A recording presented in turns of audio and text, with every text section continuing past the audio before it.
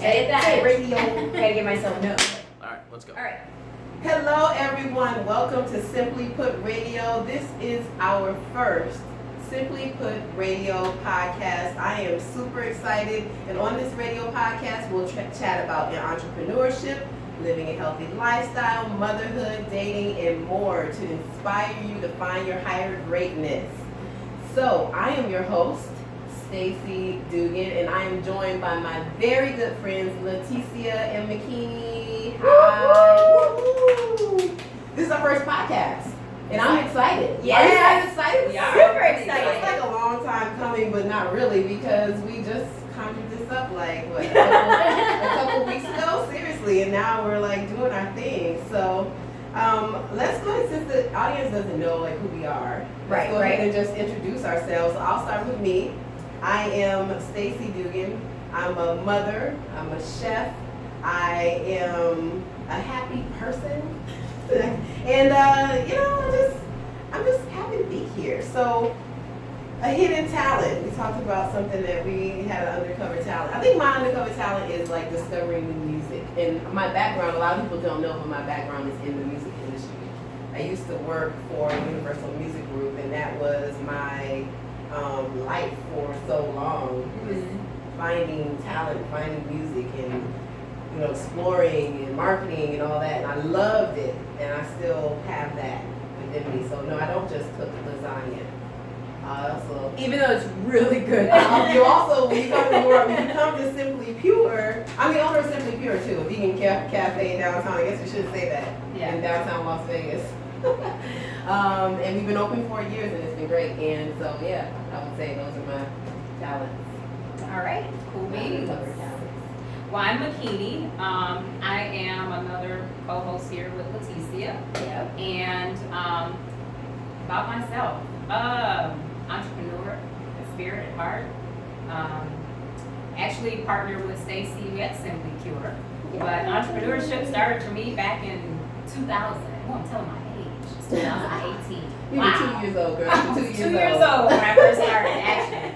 No, actually. Slinging bottles. Right. No, actually, it started way before then, in like second or third grade, and I got in trouble in Catholic school, but I won't go into that story. But yeah, entrepreneurship has been my passion for many years. I've been in corporate America as well, so the difference between the two kind of just grab the good and the bad of both, and kind of put it together and makes it all great. Oh yeah, I love it. Hidden talent, I was just told my hidden talent, so that makes it easy for me. It's singing. Stacey's true. She discovers musical talent. She discovered mine. Oh, So. there you go. Yeah. See? So we got another business we're gonna go ahead and do after this. Y'all know. We get ready to be Simply Put Radio and put Makini on it. It's about to be on. We have a what do you call it? A street team. Do they do a street team anymore? Anyway, okay, off topic. Leticia, It's like what? right? Sure they do street teams.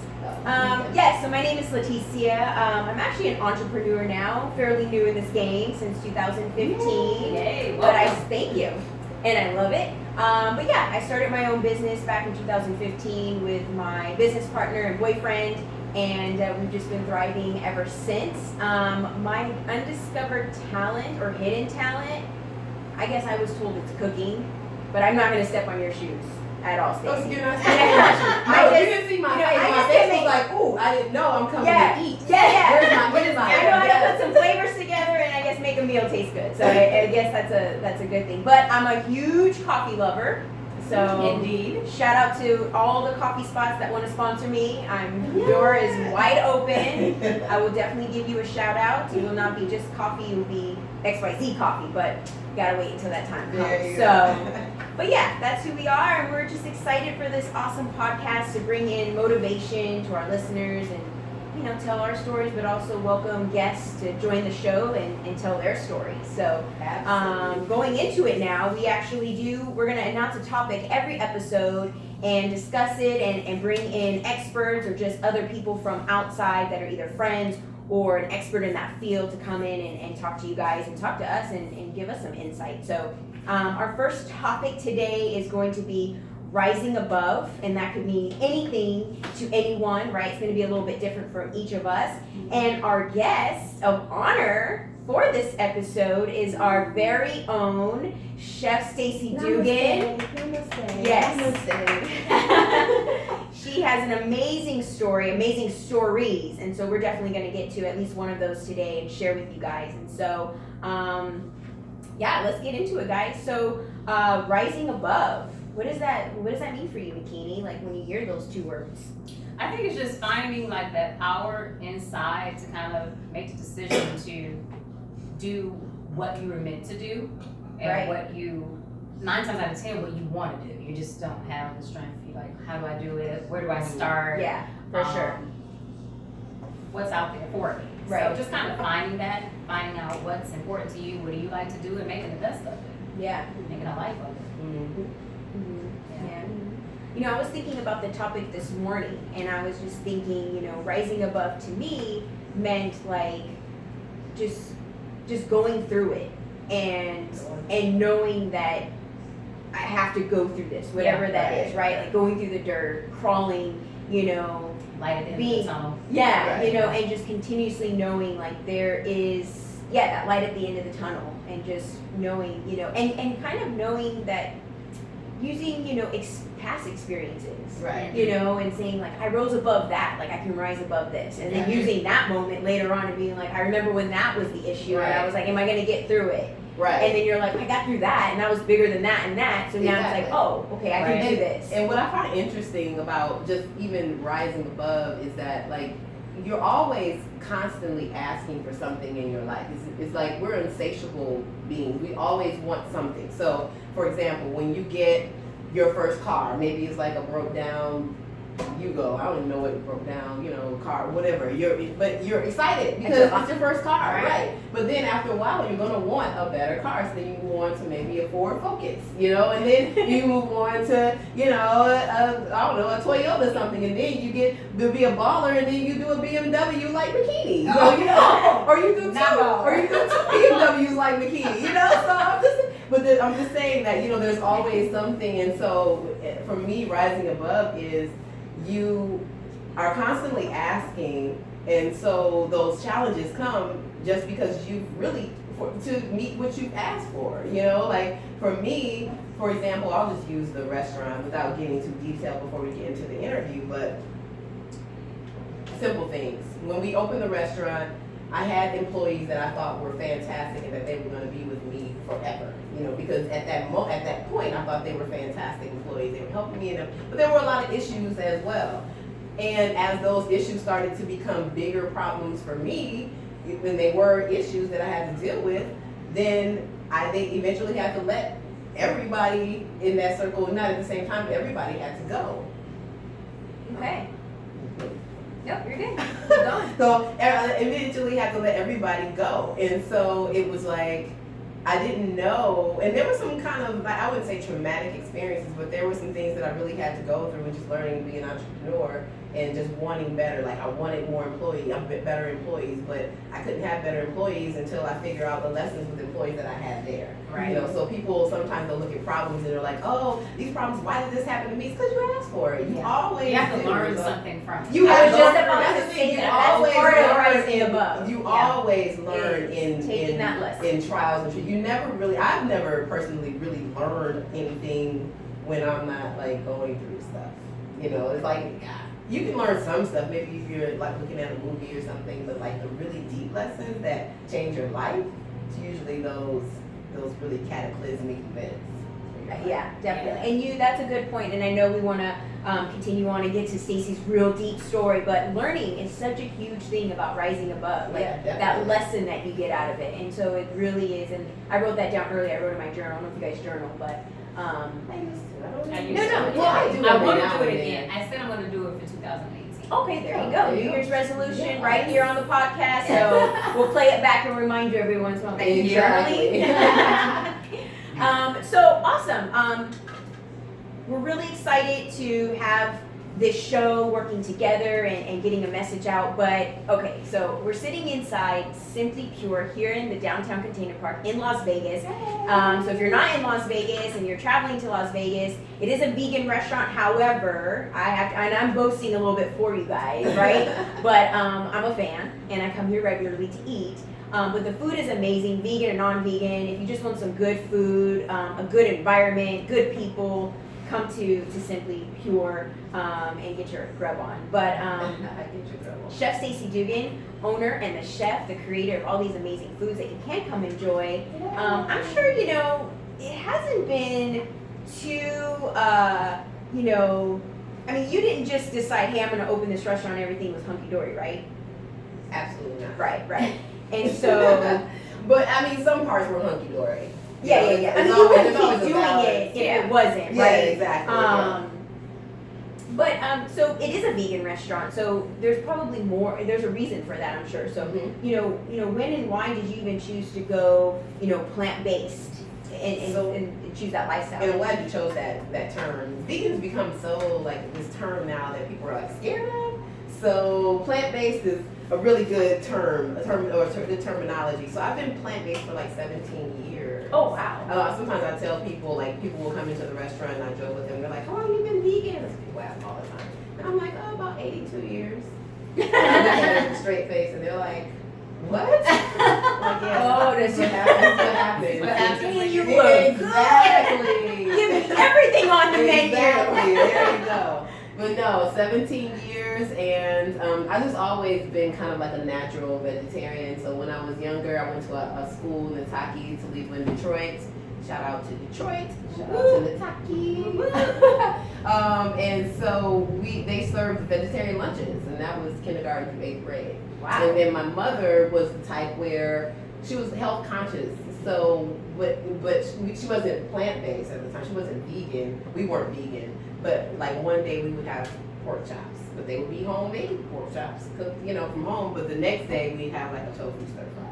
My mother was all over the place with the spectrum, but I just never really liked meat, honestly, and so it was kind of easy for me. But as we get into more like podcasts, I'll talk to you more about my philosophy on the plant-based diet. And, Absolutely, and that kind of thing. But for me, it was just more so like, hey, this is just how I want to eat. Like I said, just eat what you like, and I just liked vegetables and fruits and those kinds of things. So. That's a good point. I can't wait for us to get more into it. I think that's a great way to leave off on that and then pick up on that conversation for later. Maybe have someone else here to kind of maybe do a little debunking with you or a little kind of go on the reverse. Right.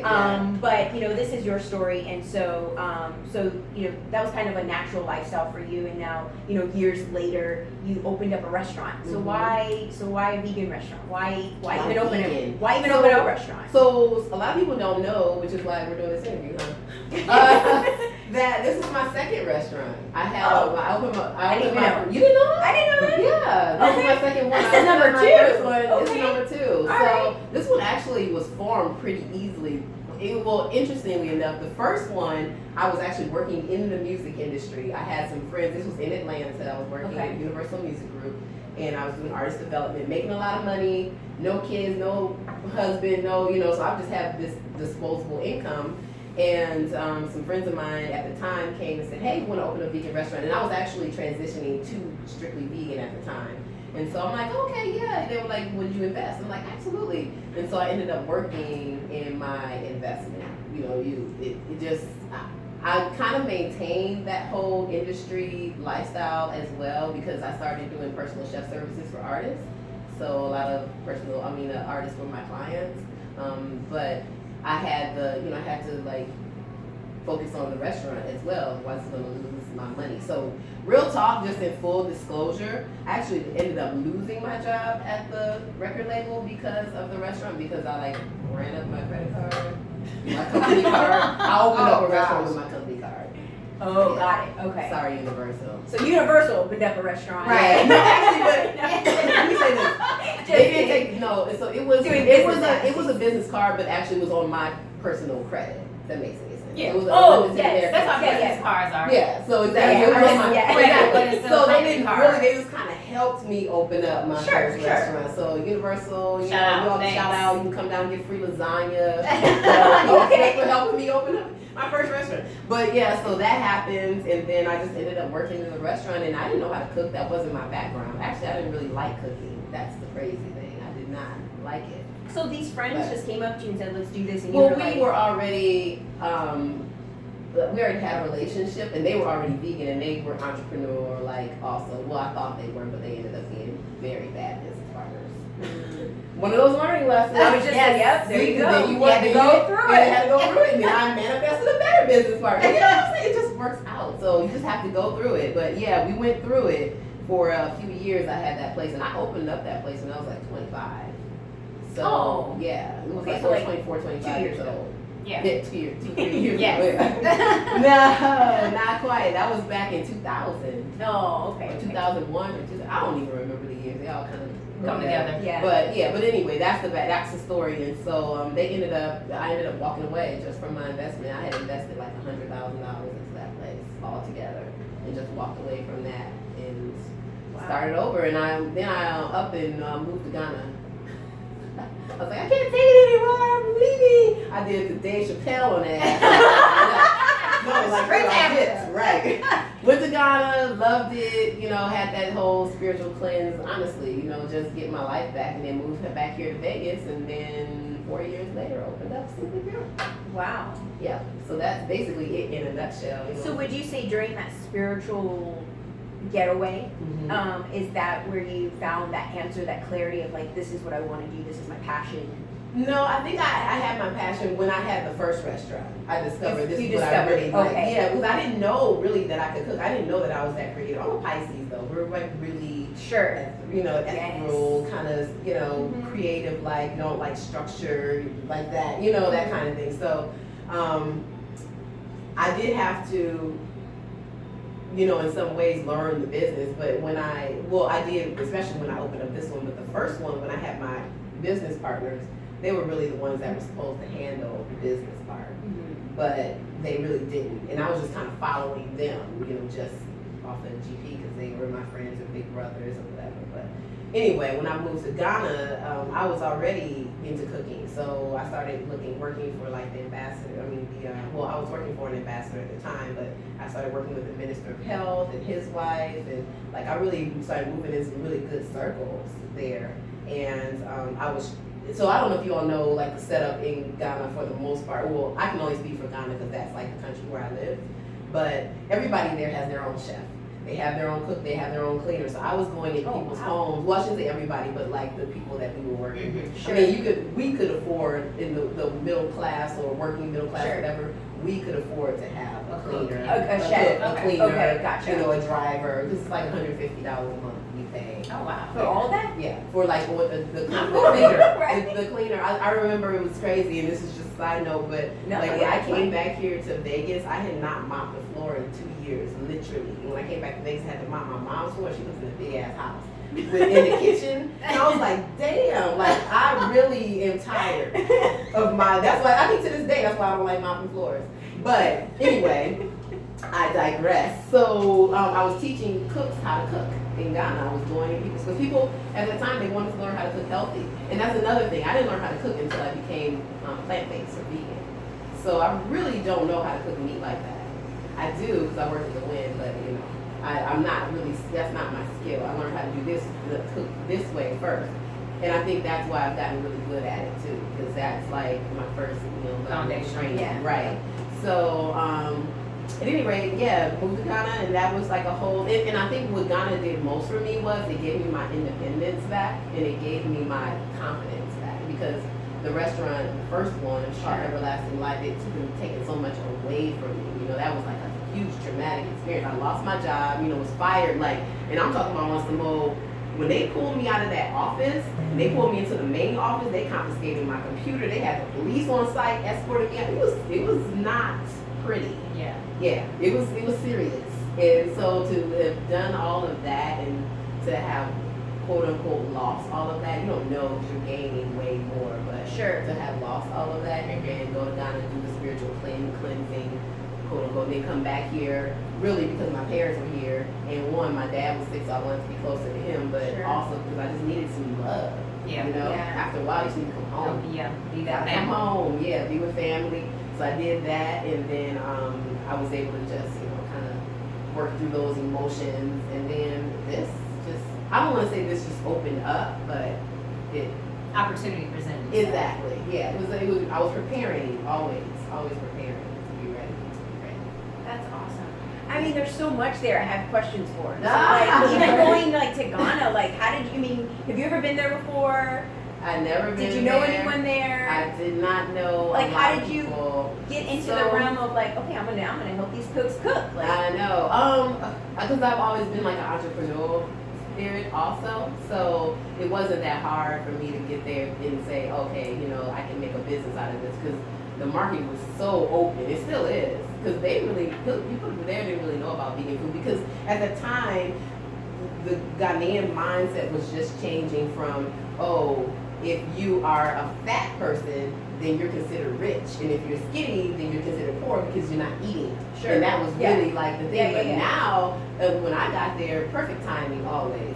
It was more so changing to, okay, well, now I want to be a little thinner because I want to be healthy. And I don't know if that's necessarily a good thing all the time, because it's that Western mentality of like thin is good. Sure. So that is a thin line there. Sure, Yeah. sure. But needless to say, I was there during that transition. So now I hear like there's stuff all over Ghana, like there's healthy places to, well, not necessarily eat, but there's like yoga studios opening and all kinds of. That was like, I was teaching yoga when I was at Ghana, and I didn't really know when I was in Ghana. I was just hustling, trying to make money.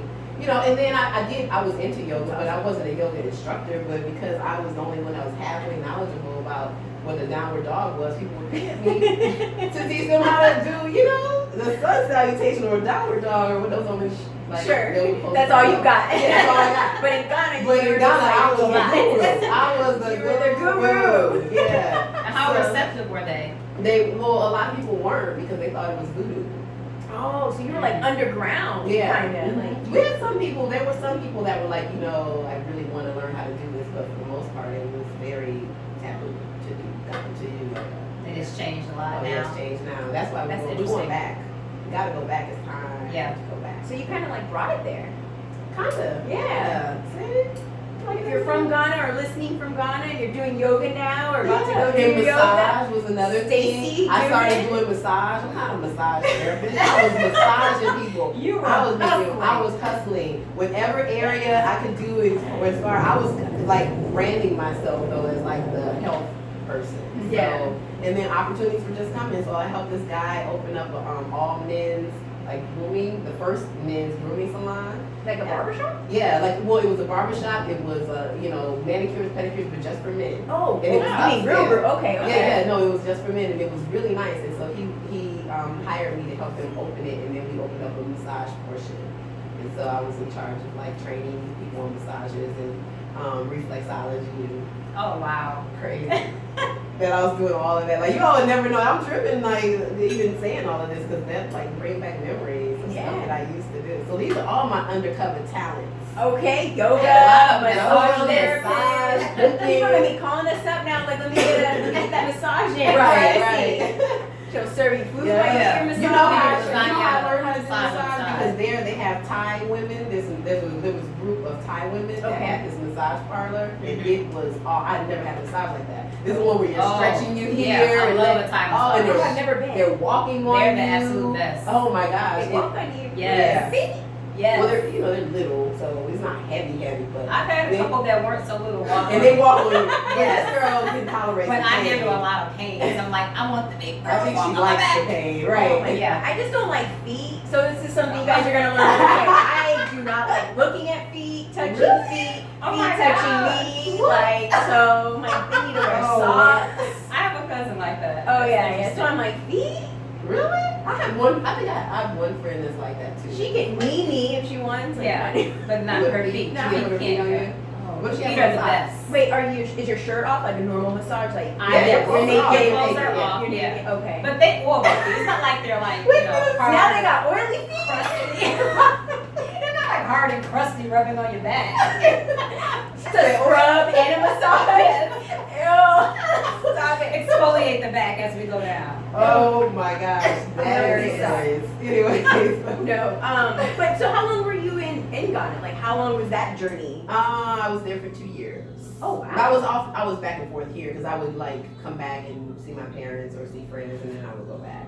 'Cause I would be there for about 3 months, and then I would start to get homesick, and I would come back here for like a week, and I'm like, ooh, I'm ready to go back. No, what was really interesting, I knew that you went. So you told me that you were going. And then I think you were going for like 2 weeks or something. Yeah. And then she's like, I'm not coming back. Yeah. I'm like, what do you So that's now awesome. You're I'm not coming back. Yeah, I told She's her like, I did. "No, I I'm told just you I'm gonna not stay in lying Ghana." when I say I did the James Chappelle. She's like, I'm just gonna stay. I'm like, So yeah, I was only supposed to be there for 10 days. So I brought enough clothes for 10 days. I brought my computer, and then after 3 days, I knew that I wasn't gonna come back here. I knew I wanted to stay there. I don't want to say I wasn't coming back. I knew I wanted to stay. And so the person I was working with at the time, Prince Asiel, he's an ambassador.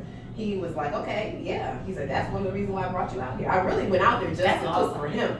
Because he didn't have anybody cook for him because he was vegan, and nobody there knows how to cook, and it was him and his chief of staff, and they were like, we need somebody to cook, so he flew me out there, first class, everything just for that. And let me tell you this, when I went out there, I was living a life, like I wasn't, because people were like, are you in a hut? Are you living in a hut? I'm like, you know me, I ain't never living in a hut, never, like what? No, I wasn't living in a hut, so I was living in like nice houses, like nice, big mansions it was beautiful. Wait, so back up just a little bit then. Like, well, how did you meet this prince from Ghana?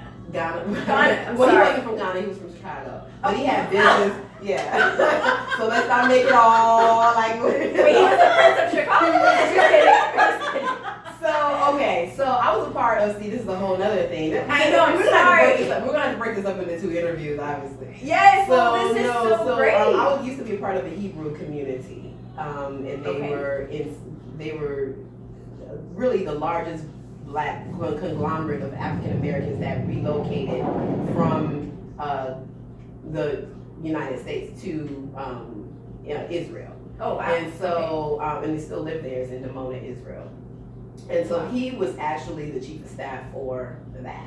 And he was not chief of staff, he was the ambassador, he was the one that would do all the relations, and so he had like a lot of business going on everywhere around the world. And so it was kind of considered a higher position for me to be working with him within that community, because it was like a government within, it was like we're in the United States, it's a government, but it was a government within a government, so you have leaders, you have different people in position that make decisions and things like that. And so I was right underneath the decision maker. I was his assistant, if that makes any sense. So I had certain privileges that just weren't privy, unfortunately, to everybody living, that lifestyle. So he flew me out there. Because once I left the restaurant, he heard about that. And he was like, oh, Okay. He had been watching. He even told me, he's like, I've been watching you. And so when he heard that I left the restaurant, he was like, oh, no, you come work with me. Because he did. That's awesome. Yeah. So no, Yeah, I like so it. that's what it was, and so that's how I got hooked up with the whole thing. And so when I got there, decided I wanted to stay. He's like, great, let's build some businesses out here, let's do some things. And so a couple of things I did with him, but like most of my entrepreneurial things that I was doing there came from me, because I really did have to earn some income. Like, I lived in a nice house, but I still had to figure out how to make money. And then I just loved the land. I just loved it. It was great. But anyway, I was only supposed to be there for that long, 10 days. And then my parents, was funny because they kept, I would talk to them. I'd be like, so when are you coming back? I mean, after like the second month, I was fine. I told them after 2 months that I wasn't coming back. Oh, wow. And I was going to live there or something like that. Yeah. And what was their reaction? My dad, my dad and my mom were always cool. But my mom told me later that my dad was like really nervous the whole time I was up there. Damn, like nervous wow. for 2 years. Yeah. You put him through a lot of stress. Right, exactly. But you know, his baby girl is all 7,000 or however He's many like, how miles can I away get that to her is. if I Right. need If something to? happens, Right. then I'm, you know, and I can understand, especially now that I have a child, how Yeah. that must feel. Back then, I'm like, I'm just living my life, doing my thing, but you know, I'm sure that really affected him more so than my mom's always been the tougher one. Yeah, she's Women like usually are. Yeah. She's like the whatever Just one, saying. right? Yeah, that's Yeah. true. We are. Yeah, it is what it is. Yeah. We have children. Right, exactly. So yeah, they weren't happy about that, but I mean, I think they were in a way because it's like, wow, my daughter's living in Ghana, that's great, but you know, at the same time, it's like I was far away. But I would come back and visit every 3 months or so. I would come back for a week and then be like, okay, Time to this go. place, yeah, Yeah. it's time to go back to paradise because it really is paradise. Wow. Yeah. Well, you said that you're going back, so maybe we do a show out there, and Yes, we are going back. yeah, I'm already excited. Someone's Did you gonna- hear? Maybe we'll do a show out We there. will definitely do a show out there. Just Right? like we said, we were going to put this show together so quickly. There it is. I put it out into the universe. And there it is. There it is. Alright, And so it's gonna done. happen. We don't It's even need done. to worry about that. Nope. That's what I'm Done. talking about. Done. Rising above. There you go. Oh my gosh. So go ahead. Yeah, go ahead. No, go ahead. I was just gonna say, so fast forward now, we're sitting in your amazing establishment, your second one, Second one. 4 years, Yeah. you and Makini Yeah. doing your thing, and you know, I don't know if we have time for another story, but you know, I know you have so many that you wanted to share, and it is about rising above. many. So, okay, can I just say, we might go a little bit over time with this one, but I gotta just give a little bit of background. So, Yeah. when we opened up this one, we started off on the second floor. We opened December 2013, so we just celebrated 4 years. Yeah, Yay! We had some We poppers. crossed over the restaurant threshold. Yes. Seriously. And so when I opened this one, it wasn't like I had that unlimited American Express like we had with the other one. This one I had no money, like nothing. I just quit my job at the Wynn. I was working at the Wynn as a chef for some time, and I was just kind of doing the entrepreneurial thing out here. I was cooking for people, personal chef, doing stuff. And then this opportunity came open, but I had to find the money for it. So what did I do? I started calling friends and family, you know, good old fashioned, and then pulling money where I could. And so this woman right here was one of the first people I called. And she and I had been talking about opening up, she was gonna open up a juice bar when I was in Ghana. And we were talking about that. And so, and when we were talking about possibly doing something together, but it wasn't really, you know, anything set Bringing in the stone. food to it or what we're gonna do. Right, Yeah. exactly. Plus, I was in Ghana, so it was just concepts at that time. And so I called her. I remember I was walking into Big Lots when I called you. That's crazy. I remember because I was like so nervous, and I was like not nervous, but more so like desperate. You know, like man. And I don't even think you were my first. You were my first call for like money, but I like was really in a pinch. You know, like I needed a certain amount by a certain time, and so called her. Was like, look, this is how much I need. Can you lend it? She said yes. I said, what about your dad? Because her dad and my dad are best friends. And so she's like, well, you can ask him. So I asked him, and she was like, look, if you ask him, you know, you gotta make sure you pay him back because he's been burned a couple times. And I'm like, okay, yeah, I got it. You know, you're not knowing that if I had it, but I'm like, shit, we're gonna figure it out. I mean, you know, it's going to do or die, baby. So I asked, and they both gave me money. And Makini was just always there behind the scenes. You know, just like people didn't know, but it's hard. It's difficult to run a place by yourself. And then not only that, but I opened up the restaurant in December 2013, and I got pregnant March 2014. So the whole first year that we were open, I was pregnant. Oh my God. Yes. So it was, and it wasn't like I was pregnant in like a good relationship, a good loving, supportive. I was pregnant by myself, like the dude split, you know. So the guy, you know, the client's father. So yeah, so it was like, dang, you're running a restaurant, and you know, so it was a lot going on behind the scenes in 2014. Yeah. So then I had Zion, and then 2015, things were going pretty well though that first year, but everything's such a blur now. You know, I remember points, but like it's like it was a lot going on. And then 2015 was okay, and then towards the end of 2015, my father actually passed in May 2015, and then we started, like the restaurant just started waning, and I don't know if it was because I'd been going through so much before, because I think everything is it builds up over time. Like these little things that happen to you over time, but these were like cataclysmic things that were happening to me. You know, getting pregnant, opening up a business, and losing your dad in 2 years is a lot. Yes. So I was like, but I just kept going, and I don't even know why. I just, you just keep going. And so we were about to lose the restaurant actually, and can I just go into the story? Yes. I don't want to ask any other questions. You Okay. go. So let's see. That was the 2015. All the years were right together. We're in 2017. And then so we typically restaurants slow down during the winter months. So the end of 2015 is when things started to get really rough because I was looking for daycare for my, for Zion. Daycare is like super expensive. You're gonna put him in some places, decent, but Right. not gonna halfway kill your child, So I'm like looking for spaces and I'm scrimmaging here and there, just trying to make ends meet. I remember, just to give people like a background of really how desperate it was, there would be times when checks were gonna clear and I didn't have the money in the bank and I would come in here and get change out the change box, like rolls of quarters and deposit them to cover checks. It was wild, like what I had to do, and I was like, man, just really. And then Makini's there, she's helping as much as she can, and then at this point we're getting behind on the rent, here. And then we had taken a loan because we moved from upstairs to downstairs, and the container park giving us a loan. They paid for all of our plumbing, and so I had to pay them back, and I couldn't make the payments there. And so it was just one thing after the other. And shout out to the Container Park, because they really did try to work with us. Amazing. They really did. Like, they were like, okay, maybe we can set up a payment plan to keep you here, or maybe. But after a while, it's just kind of like, look, yeah, you got to go. You got prime real estate. You're on the first floor in Container Park in downtown, and you can't pay your rent. You got to go. So 2016.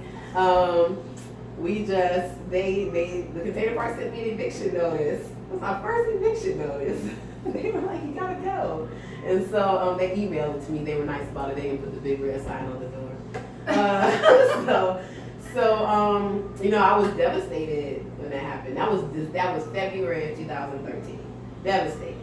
And for like a couple of days after that happened, I really went into this kind of spiritual thing too, where I was just tired of fighting I was tired of fighting for the restaurant, tired of fighting for money, tired of I just wanted to be happy again, where everything was free flowing, and so I'm like, look, if the restaurant has to go, then it just has to go. I'll go back to being a chef. I don't think I'm gonna go back to the win, because at that point, after you're an entrepreneur for so long, it's hard to go back to working for somebody. So I was like, I'll just figure it out, but it was devastating though, when I figured I had to leave. And a lot of ego was tied to it, because I was like, oh, what will people think about me? Because this is my second restaurant that's there, or what if, how will I be able to survive? And, God takes care of everything. There's these like crazy thoughts that go on in your head that are really just connected to ego.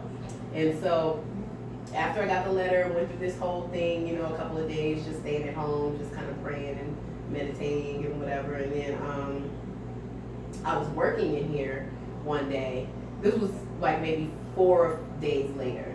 And I was working in here. At that point, I was down to like 3 employees, maybe 2 or 3. So I'm working by myself during the day, in the morning, get a call. Hillary Clinton's campaign manager is calling me, and she's like, oh, and I cut her off. I was like, I don't have time right now. You're calling me during lunch hour, and I'm here by myself. And we were actually busy that day, which was interesting, because I think at that point, things started to change within me.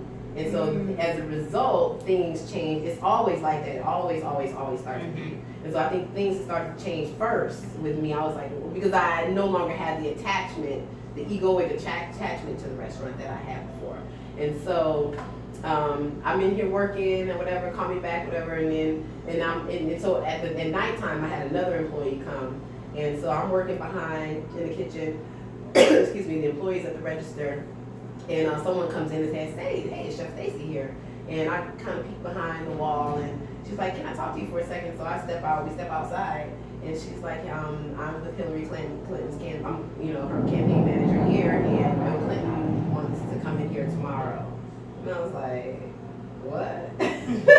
Are you serious right now? Like, Bill Clinton wants to come in here tomorrow? Not halfway, you don't think that the president of the United States is going to come into your 300 square foot space. You just don't, you know what I'm saying? Especially considering that you haven't had anything that big happen in a long time, and then, you know, at this point. And so I'm just kind of like, okay, he may or may not come, but it's exciting anyway. Yeah, I'm like, no, I was excited, but I was also like, you know, I've had things happen before.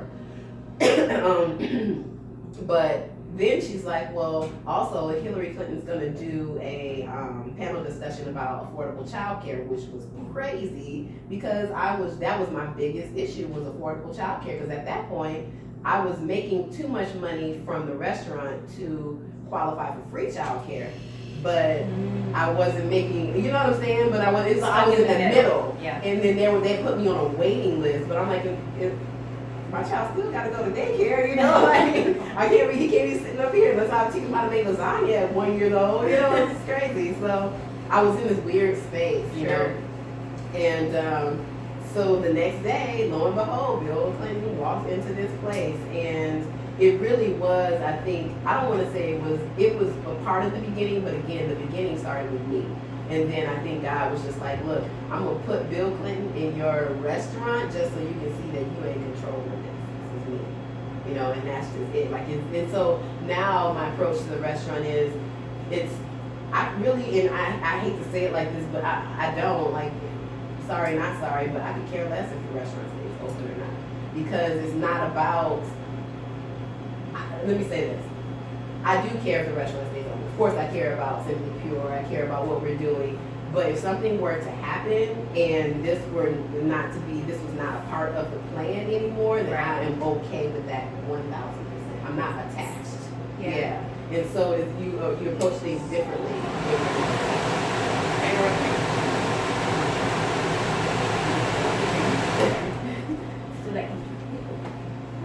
You approach things differently when you're not attached. Yeah. So the ego part of that was actually gone from it. It was gone, yeah. And I'm still working on it, but I don't think I'm not nearly like I was. I didn't even know that I had those kinds of thoughts and stuff until, they gave me that addiction notice. So shout out to Container Park for helping me with my spiritual growth, seriously, because you just don't know, yeah. And how did you get into that? I mean, so people could have taken that eviction notice and done so many different things with it. You could have responded back, like, what the heck, or you could have went and, like, I may have responded back because I actually I was just telling Makini yesterday. And that's okay. That I didn't respond back with any anger or anything. I know that because, quite honestly, the Container Park was trying to work with us. Like, you're not paying your rent, then you just if I was a landlord, I'd do the same thing. Sure, yeah. And then they right, and then they, and then quite honestly, Doug, who was actually the manager at the time, the only reason why I shouted out his name is because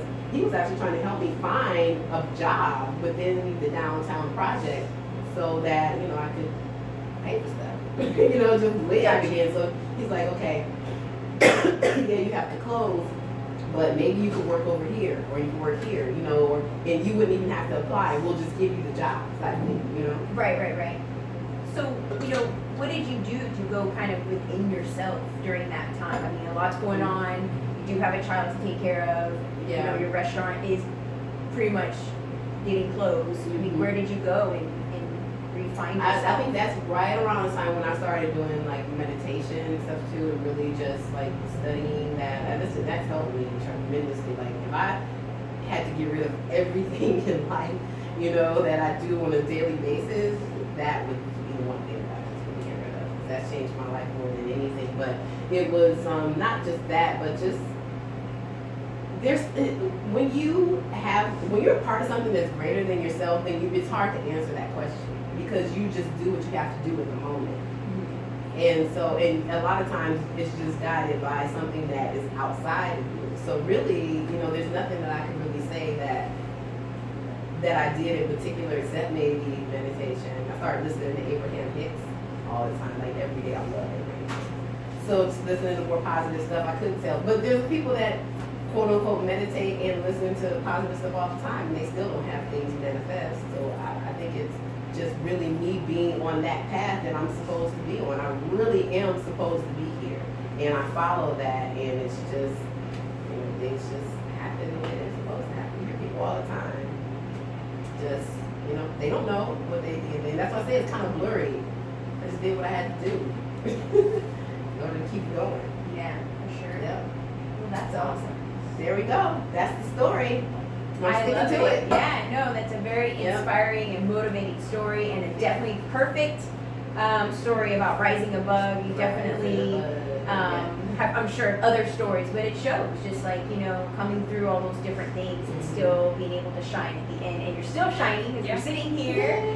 One of your employees just walked in, Yes, so I know it's about to be a start time for you to open. Yeah. But we do want to ask some questions, and I know Makini, you want to start it off. We're going to ask all of our guests these questions at the end of their story, at the end of their interview. And they're going to be a little bit fun, make you think really quickly, and you got to choose one of the answers. And so, And we want your first answer. Don't think about it too long. yeah, your Okay. first Put too much answer. thought. Got it. Okay. Got it. So 3 different things. The first thing is going to be physical. We're going to try to tap into your physical, your mental, and your spiritual. Okay. So with the physical, for a good workout place, where would you go? What's your go-to place? Okay. A, the gym. Okay. B, the bedroom. And we know what that means. Bedroom. Or C, outside, like hiking, something of that sort. So Don't First think too long. answer. Don't think too long. okay, no, theoretically, the bedroom. All right. But realistically, what I have been doing, I would like to get more of B, the bedroom. That's the best place to get the workout. But realistically, for me, it's the gym. So if I could live in my fantasy world, it would be B. The bedroom. The bedroom. All right, okay. Perfect, perfect. And then for mental, when you're having a bad day, what do you look to or look for mental clarity? Okay. Would it be A, your mom or your dad? Would it be B, Instagram or the internet? Or would it be C, a higher power? Definitely for me to see higher power. Because, you know, meditation, being connected, all that stuff. Instagram, no. I like Instagram though. Like a lot of people, it's funny because I wouldn't say I get mental clarity from it. Instagram makes me laugh. And I think because I follow a lot of funny people. And I follow people that just doing cool shit. So it just makes it, so I wouldn't say mental clarity, but Instagram actually inspires me. So, Okay. Yeah. That's awesome, right? And then spiritual guide. If you had to pick one as your spiritual guide, Spiritual guide. would it be A, Oprah Winfrey, B, Kevin Hart, or